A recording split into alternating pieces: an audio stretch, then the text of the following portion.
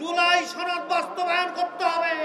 জুলাই জাতীয় সনদ বাস্তবায়ন আদেশ জারি ও উক্ত আদেশের উপর গণভোট আয়োজন সহ ৫ দফা দাবিতে সমাবেশের আয়োজন করে বাংলাদেশ জামায়াতে ইসলামী, ইসলামী আন্দোলন সহ ৮ দল। এতে অংশ নেন বাংলাদেশ খেলাফত মজলিস, নেজামে ইসলাম পার্টি, বাংলাদেশ খেলাফত আন্দোলন, বাংলাদেশ ডেভেলপমেন্ট পার্টি ও জাতীয় গণতান্ত্রিক পার্টির নেতাকর্মীরা। সকাল থেকে রাজধানী পল্টনে আসতে শুরু করেন তারা। দুপুরের পর কর্মী সমর্থকে পল্টন এলাকার আশেপাশ ভরে যায়। পরে স্টেজে আসেন জামায়াতে ইসলামীর আমির সহ ৮ দলের জ্যেষ্ঠ নেতারা। কোরআন তিলাওয়াতের মাধ্যমে সমাবেশ শুরু হয়। এ সময় স্লোগানে মুখরিত হয় পুরো পল্টন এলাকা। সমাবেশে সভাপতিত্ব করেন ইসলামী আন্দোলন বাংলাদেশের আমির সৈয়দ মোহাম্মদ রেজাউল করিম, আর অন্যান্য দলের একাধিক নেতা সঞ্চালনা করেন। সমাবেশে অংশ নেওয়া নেতারা দ্রুততম সময়ের মধ্যে গণভোট আয়োজনের কথা বলেন। এছাড়াও আগামী ১৩ নভেম্বর কার্যক্রম নিষিদ্ধ আওয়ামী লীগের লকডাউন কর্মসূচি প্রতিহতেরও ঘোষণা দেন তারা।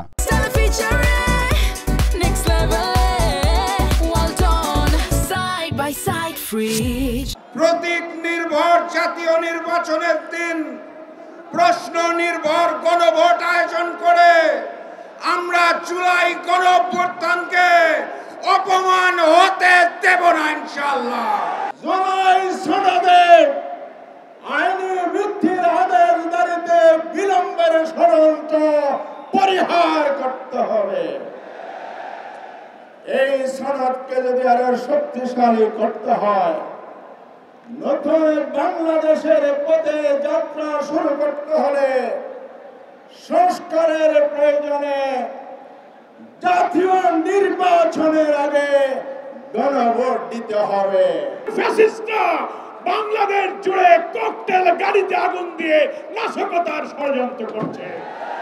আমরা বলতে চাই সরকারকে, স্বরাষ্ট্রমন্ত্রীকে, আমরা শুনছি ঢাকার হোটেলে হোটেলে সন্ত্রাসীর অবস্থান নিয়েছে। আপনারা অভিযান চালিয়ে ফ্যাসিস্টদের দোষরদেরকে গ্রেফতার করুন এবং অবিলম্বে আপনারা জুলাই সনদের আইনের ভিত্তির জন্য আগেই গণভোট দিন, তারপর ফেব্রুয়ারিতেই জাতীয় নির্বাচনের তফসিল ঘোষণা করুন। ৮ দলের সমাবেশে সভাপতিত্ব করেন ইসলামী আন্দোলন বাংলাদেশের আমির সৈয়দ মোহাম্মদ রেজাউল করিম। বক্তব্যে তিনি বলেন, যারা ফ্যাসিস্ট হওয়ার চিন্তা করছেন, যারা গণভোট নিয়ে তালবাহানা করছেন, তাদের পালাবার কোনো জায়গা নেই। যারা গণভোট নিয়ে নির্বাচনের আগে যাওয়ার ব্যাপারে তালবাহানা করছেন, আমি তাদেরকে উদ্দেশ্য করে বলতে চাই, আজকে বাংলাদেশের ছাত্র জনতা, সর্বশ্রেণীর মানুষ আজকে জুলাই ভিত্তিক আইনি সর্বপ্রথম চায়, তারপর জাতীয় নির্বাচন চায়।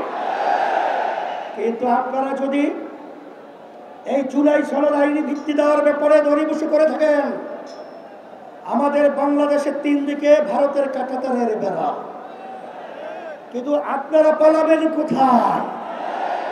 আপনাদের জন্য অপেক্ষা করছেন সেই দক্ষিণে বঙ্গোপসাগর, এছাড়া কিন্তু আপনাদের পালাবার কোথাও জায়গা নেই। এদিকে গণভোটের মাধ্যমে জুলাই সনদের আইনি ভিত্তি দেওয়ারও দাবি জানায় জামায়াতে ইসলামীর আমির শফিকুর রহমান।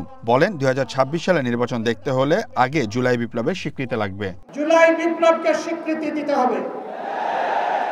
যারা জুলাই বিপ্লব মানবেন না, তাদের জন্য 26 সালে কোনো নির্বাচন নাই। 26-এর নির্বাচন দেখতে হলে আগে জুলাই বিপ্লবের স্বীকৃতি লাগবে। আর জুলাই বিপ্লবের স্বীকৃতি দিতে হলে জুলাই সনদের আইনি ভিত্তি দিতেই হবে। এই আইনি ভিত্তি ছাড়া কোনো নির্বাচন অনুষ্ঠান হওয়ার কোনো সম্ভাবনা নেই। দ্রুততম সময়ের মধ্যে নতুন কর্মসূচির ঘোষণা আসবে বলেও জানান তিনি। এছাড়াও সেই কর্মসূচি বাস্তবায়নের জন্য ৮ দলের নেতাকর্মীদের প্রস্তুতি নেওয়ার আহ্বান জানান নেতারা। পরবর্তী কর্মসূচি যথাশীঘ্রই আপনারা জানতে পারবেন। সেই কর্মসূচি বাস্তবায়নের জন্য প্রস্তুতি নেওয়া। Seoul Ahmed, one news, Dhaka.